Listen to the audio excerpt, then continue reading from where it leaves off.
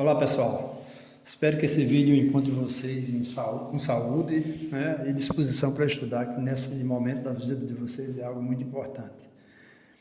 Análise combinatória é o tema que a gente vai trabalhar, ou vem trabalhando, né? Essas últimas duas atividades já foram envolvendo ela. E aqui eu vou fazer um resumão da situação, ok? Combinatória trabalha com contagem e contagem complexa, não tão simples, né? Então vamos lá.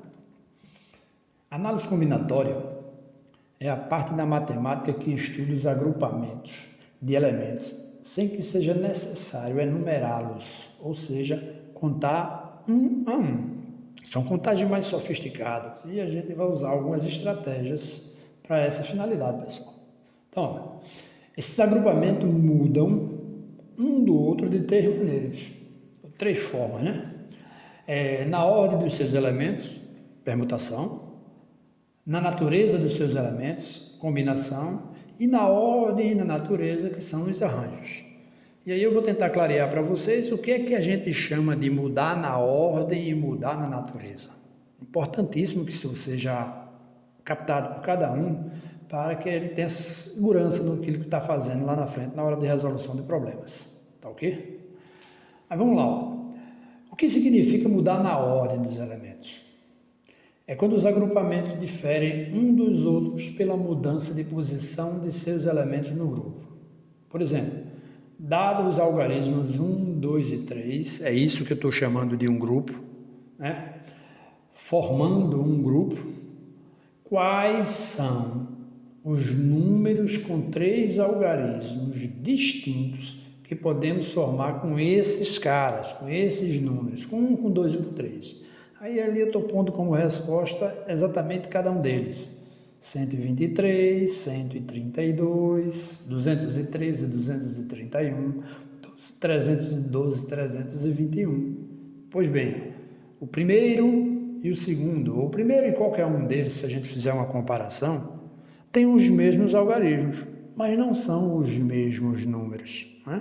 123 é um número totalmente diferente de 132. Ok? Então, observe que os algarismos que compõem os dois números, né, que compõem dois números quaisquer desses 6, são os mesmos, mas a gente bem sabe que eles diferem, como eu já falei anteriormente, em relação a 132 e 123, tá certo? Em suma, mudar na ordem é mudar de lugar, ou mudar de posição dentro do grupo. O 2, no primeiro número, era o segundo número, era o segundo algarismo. O 2, no segundo número, ele passa a ser o terceiro algarismo. Então, eu mudei a posição dele. Mudei a posição, mudei o número. Mudei a posição, mudei o conjunto. Então, isso é que é mudar na ordem. O segundo conceito é o de mudança na natureza dos elementos. É quando os agrupamentos diferem um do outro pela mudança de pelo menos um dos elementos do grupo. Eu trouxe um exemplozinho para facilitar a compreensão desse processo. Dona Maria tem 4 filhos, Ana, Benício, Carlos e Denis, vamos chamar ali, estou vendo ali que o nome não saiu como devia. Denis, vamos para Denis, o nome não seria nem Denis, eu pensei Daisy. Mas ali eu acho que eu pisei tenho certeza que pisei na bola. Então vamos lá. Hoje ela determinou que 2 desses devem ir ao supermercado. Quais as possíveis duplas que poderão cumprir essa tarefa?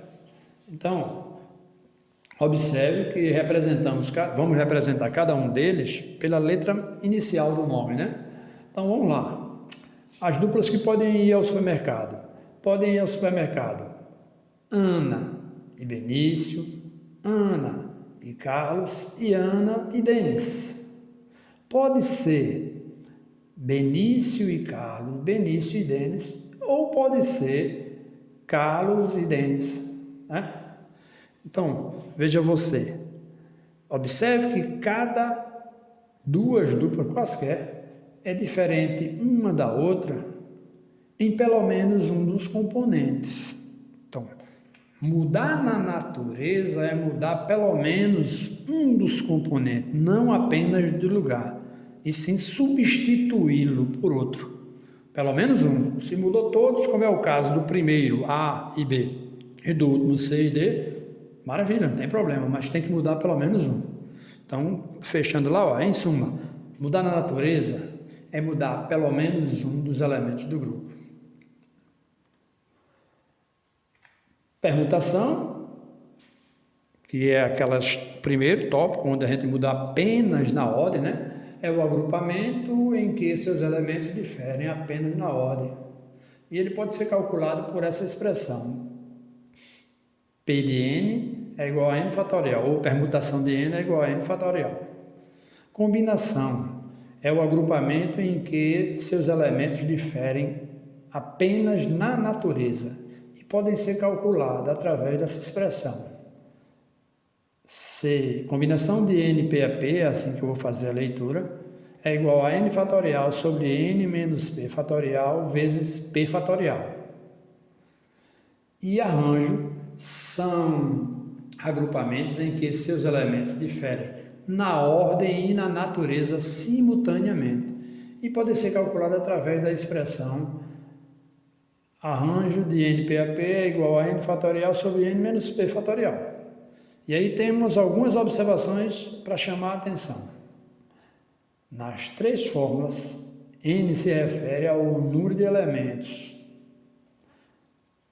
que vão ser agrupados, ou seja, o total. Então, quando eu penso naquela primeira situação de 1, 2, 3, o n são todos.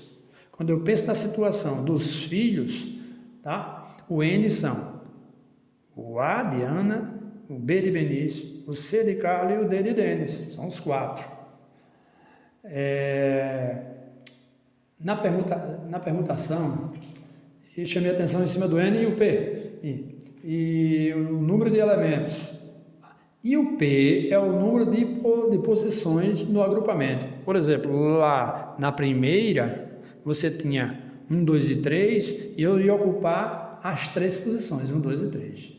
No segundo exemplo, nós tínhamos 4, mas nós só tínhamos 2 vagas, só tinha 2 espaços a ser ocupados. Então, o P é o número de posições do grupo. Então, eu tenho apenas 2 posições que formarão a dupla para ir ao supermercado. Segundo, na permutação, o N e o P têm o mesmo valor, são iguais, ou seja, o número de elementos do conjunto é igual ao número de posições que vão ser trabalhadas. Nos arranjos, o número n vai ser maior ou igual a p. Se n for igual a p, ele é uma permutação. E na combinação, o n sempre vai ser maior do que p. Então, quando a gente fala de combinação, a gente vai estar falando diretamente de subconjuntos. O p é um subconjunto do n, sempre. Aí eu vou trazer um esquema para a gente diferenciar na hora do vamos ver quem é quem. Qual dos 3 agrupamentos eu vou estar utilizando, tá? Ó, nesse meu esquema eu vou fazer o seguinte questionamento. Chegou na minha mão um problema, aí eu vou pensar assim, ó, vou questionar, vou perguntar a ele logo o seguinte. O número de elementos, o n, é igual ao número de posições, o k? Ou o que diga? O k. Lá vou eu com o quê? Que nesse caso aí, o K está no lugar do P, né? Vamos trabalhar ali com o P, tá? Pensa P, eu quem tem K ali, uma bobagem minha, mas tudo bem. Vamos lá. Aí o questionamento que você faz de imediato é esse. Aí, sim, então é uma permutação. Se não, ou ele é arranjo ou combinação. Aí lá vou eu. Bom, como é que eu vou saber se ele é arranjo ou combinação? Aí eu vou ver o seguinte. Vou fazer uma nova pergunta. A ordem dos elementos no processo ali vai importar? Aí sim, então é um arranjo. Se disser não, vai ser uma combinação. Então, esse esquema é um esquema que a gente vai matar de imediato. E as formulazinhas que estão retratadas aí. E aí eu chamo a atenção de vocês que todo esse material está lá no livro de vocês, da página 110 em diante, tá? E amanhã, quando eu lançar a atividade, eu vou estar especificando as páginas para vocês poderem trabalhar e reforçar essa parte da teoria. E qualquer dúvida, estamos aí para clarear o que der, né? Em termos de bronca por aí que se aparecer. Tá ok, pessoal? Então, um bom trabalho para vocês. Amanhã, né? Estarei enviando esse material, tá? E aí, para finalizar, eu fui buscar aí um lembrete, uma frase legal do grande Balbataan, né? Um dos maiores matemáticos que o Brasil já teve, apesar desse nome doido aí. A gente vai poder conversar um pouco sobre o Balbataan ainda durante o curso, tá ok? Nunca esqueça, ou nunca espere, ou nunca espera, né?